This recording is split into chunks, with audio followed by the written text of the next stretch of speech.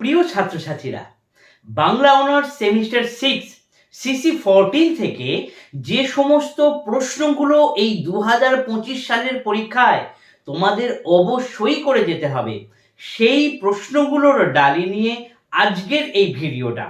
প্রথম থেকে শেষ পর্যন্ত দেখো কোন কোন কথাগুলোর উপর বা কোন কোন পড়াগুলোর উপর বেশি গুরুত্ব দিচ্ছি, সেই বিষয়ক আলোচনা এই ভিডিওর মধ্যে। CC14 থেকে যে 3টি মডিউল রয়েছে, এই 3টি মডিউলের প্রথমে রয়েছে সংস্কৃত সাহিত্যের ইতিহাস, তারপর ইংরেজি সাহিত্য এবং তারপরে আসছে হিন্দি সাহিত্য।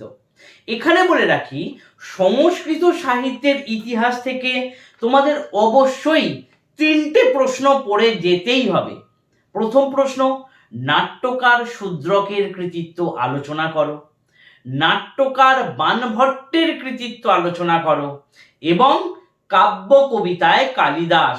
এই 3টে প্রশ্ন পড়ে গেলে এখান থেকে অবশ্যই তোমরা কনফার্ম তোমরা প্রশ্নের কমন পেয়ে যাবে।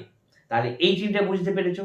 এছাড়া 5 নম্বরের প্রশ্নের ক্ষেত্রে বলে রাখি, তোমাদের কিন্তু এখান থেকেই বিভিন্ন কবি এবং তাদের বা নাট্যকারদের যে সমস্ত রচনাগুলো রয়েছে, সেই রচনাগুলো কিন্তু 5 নম্বরের প্রশ্ন আসবে।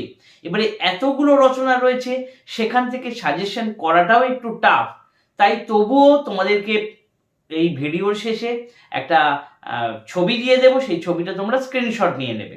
তাহলে প্রথম কি মডিউল থেকে কোনগুলো করে যাচ্ছ, সেটা হচ্ছে নাট্যকার শূদ্রক এবং কাব্য রচনায় কালিদাস এবং নাট্যকার বাণভট্ট। এই 3টে প্রশ্ন অবশ্যই করে যাচ্ছ।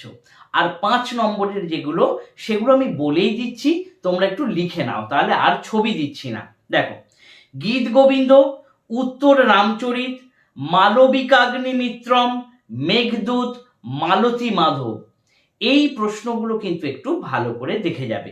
দেখো, এখানে কিন্তু আমি ওই শূদ্রকের মৃচ্ছকটিক এটা কিন্তু আমি দিলাম না। কেন দিলাম না? কারণ শূদ্রক তো বড় প্রশ্নেতে দিয়েছি, তাই আমি যা বড় প্রশ্ন করছো মানে ওখানে মৃচ্ছকটিক তোমাদেরকে করতেই হবে, তাই তোমাদেরকে ওখানে 5 নম্বরে দিলাম না। এইভাবে যদি একটু দেখে যাও তাহলে নাম্বারটা ভালো হবে। এরপর আসি মডিউল 2। মডিউল 2তে রয়েছে কাব্য কবিতা, ইংরেজি সাহিত্যে কাব্য কবিতা, উপন্যাস সাহিত্য বা ছোট গল্প এতে রয়েছে, এবং রয়েছে নাট্যকার। এই ইংরেজি সাহিত্যের যে 3টে ধারা বলা রয়েছে, এই 3টে ধারার মধ্যে যে কোনো একটা ধারা এবারের প্রশ্নে আসবে। এবারের প্রশ্নে 3টে থেকে অল্প অল্প করে না গিয়ে তোমরা এক ঝটকায় কাব্য কবিতাটা ভালো করে দেখে যাও।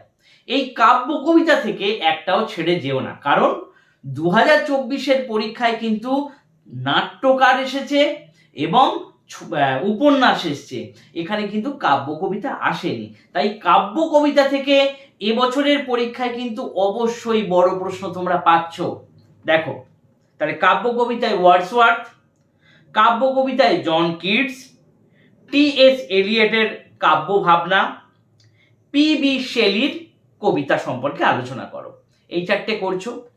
এর পাশাপাশি যদি সম্ভব হয় উপন্যাসে স্কট এবং ভার্জিনিয়া উলফ, এই দুটো পারলে করে যাও। এখান থেকে 5 মার্কস একবার ঝটপট দেখে নাও, লিখে নাও। শেক্সপিয়ারের ট্র্যাজেডি, ওয়েটিং ফর গোডট, এটা করে যাবে। ইসাবেলা করে যাবে। ওড টু এ নাইটেঙ্গেল করে যাবে। দ্য ওয়েস্টল্যান্ড করে যাবে। আইভ্যানহো করে যাবে। স্কটের উপন্যাসের বৈশিষ্ট্য করে যাবে। অলিভার টুইস্ট করে যাবে। এ টেল অফ টু সিটিজ করে যাবে। এই পার্টের কোশ্চেনগুলো কিন্তু অবশ্যই যেগুলো বললাম সেগুলো তোমরা ফলো করে যাবে 5 নম্বরের প্রশ্নের জন্য। এবং বড় প্রশ্ন বেশি করে জোর দিয়ে যাবে ইংরেজি, অর্থাৎ মডিউল 2তে কাব্য কবিতা। এবং এর সাথে যদি কাব্য কবিতা করার পরেও তোমার সময় থাকে, তাহলে তুমি ভার্জিনিয়া উলফ এবং ঔপন্যাসিক স্কট, এই দুটো প্রশ্ন ভালো করে করে যাও। এরপরে মডিউল 3। মডিউল 3তে 1 নম্বরে রেখেছি ফণীশ্বরনাথ রেণু। এইটা কিন্তু করে যেতেই হবে। অর্থাৎ এখানে প্রশ্ন আসতে পারে, আঞ্চলিক উপন্যাস রচনায় ফণীশ্বরনাথ রেণুর বৈশিষ্ট্য বা রচনা শৈলী সম্পর্কে আলোচনা কর। এরপর নিরালার কবিতায় ছায়াবাদ কিংবা সূর্যকান্ত ত্রিপাঠী নিরালার কাব্য জীবন বা কাব্য রচনা সম্পর্কে আলোচনা করো, এই প্রশ্নটা আসতে পারে। এবং নাট্যকার ভারতেন্দু হরিশ্চন্দ্র, এই তিনটে প্রশ্ন তোমরা ভালো করে দেখে যাও এবং এখান থেকে 5 নম্বরের যে প্রশ্নগুলো আসবে সেগুলো এনাদেরই বিভিন্ন রকমের রচনা লেখাগুলো আসবে। দেখো লিখে নাও। প্রথমত ময়লা আঁচল, জুলুস, কুকুর মুত্তা, এটা কিন্তু খুব গুরুত্বপূর্ণ কাব্য, নির্জা, সদ্গতি, সেবা সদন, গোদান, গবন, ভারত দুর্দশা। এইগুলো কিন্তু করে গেলে তোমরা একটা সুন্দর নম্বর তুলতে পারবে। আশা করছি এইগুলোই তোমরা করেছো বা এই ধরনের পড়াগুলোই তোমরা করছো। এছাড়া তোমাদের স্যার ম্যাডামরা যেগুলো বলছেন, বিশেষ করে এই 6 সেমিস্টারের সিসি 14, এটা কিন্তু খুব গুরুত্বপূর্ণ।